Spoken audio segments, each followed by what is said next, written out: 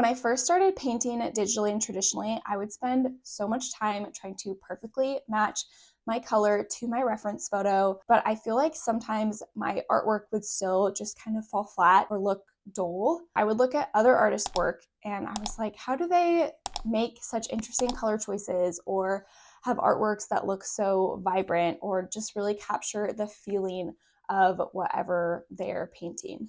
My name is Lily. I'm an artist and a high school art teacher, and today I'm going to be talking about how to make more interesting color choices in your artwork. Although I've spent lots of time studying and experimenting with and teaching color theory, I always feel like there's so much more to learn. So I'm just going to go over a couple of tips in this video, but if you want a more immersive lesson, I would highly suggest this book, Color and Light, A Guide for the Realist Painter by James Gurney. Even if you're not a realist painter or not a traditional painter at all, I feel like this book is so helpful. My first tip to make more interesting color choices is to create variation within one color. I'm going to read this quote from Color and Light because I feel like it sums it up really well. Nature will not have one line, nor color, nor one portion, nor atom of space without a change in it.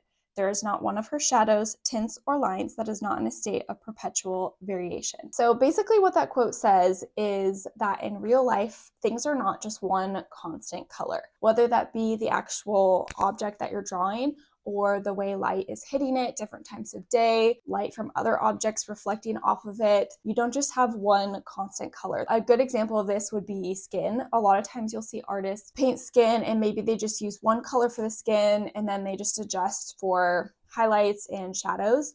When in reality, if you look at your skin, you see tons of different hues and tints, tones, shades, subtle shifts in the color. So you want to recreate that when you're painting as well. So if I was to pick an overall color for this blueberry, it'd probably be something like this. And if I was to digitally or traditionally paint it, I would probably try to record all these tiny shifts in the color to be really accurate, but that can be really tedious and maybe a little bit boring. So another option is instead to start out with my original color and then go into the color panel and make small shifts in the hue, saturation, or value of the color. So you can see here I'm starting with the original color and then I'm just making a small shift in the value and then the hue as well. The key to this is you don't want to make a very big shift, just tiny subtle changes so there's a little bit more variation.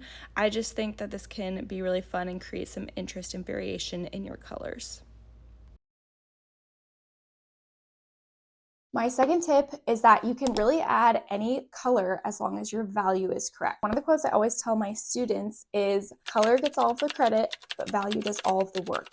As long as your values are correct, color is just kind of honestly a little bit subjective. A good example of this from art history is the Fauvism movement from the early 20th century. You might know some artists like Henri Matisse and Andre Derain. They're from that movement, and there was a lot of unnatural and bold color choices. So I'm going to put on the screen a couple of artworks from Andre Derain. So I'm going to put them in black and white, and then I'll change them to color. So see, when you have it in black and white, the values are correct and make sense with the scene. Obviously, he's not doing realism necessarily in his artwork, but you can tell there's boats or trees or whatever, but he's making more interesting color choices. Another more current artist that I feel like does this really well is an oil painter. Her name is Alai, and I also follow her on Instagram, and she has a YouTube channel, but I'll put some of her artworks on screen in black and white and then in color. So same thing, you can see how she makes super interesting color choices. Her artworks are really fun to look at, but she still maintains a sense of realism. Even if you have the value correct, how do you choose what colors to add into your artwork? One way to do it is to use a set color scheme like analogous or complementary colors to add into your artwork. So I can color pick from my reference photo, and then if I go into the Harmony tab, I can use that to choose my analogous color.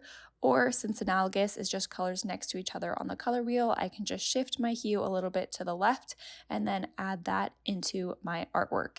You can see that I didn't change the value at all, I just changed the hue. Another option is you can bump up the saturation in colors that you already see in the artwork. So I'm going to color pick here, and then instead of shifting the hue, I'm just going to amp up the saturation and then add that color into my artwork. My final tip is to amp up the colors in your shadows and your highlights. If you've worked traditionally as a painter, you may have heard that you shouldn't have black in your color palette. And that's because sometimes when you mix black into your paints in order to create a shade, it can kind of take the life out of your artwork, makes it a little bit dull and boring. So I like to apply that to digital art as well. So here I have two spheres. You can see that they're shaded with just one hue, but shifts in the value. So same thing for the yellow one as well. I'm just shifting the value, not the hue. In these examples, I'm going to make tiny shifts on the outside wheel in the hue and also make a tiny shift in the value as well.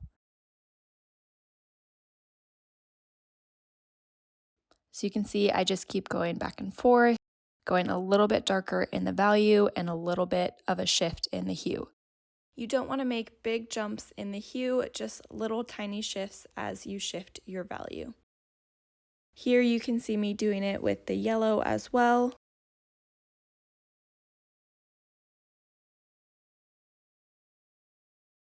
So overall, this is the result that you get. I feel like it's a little bit more interesting than just shifting the value.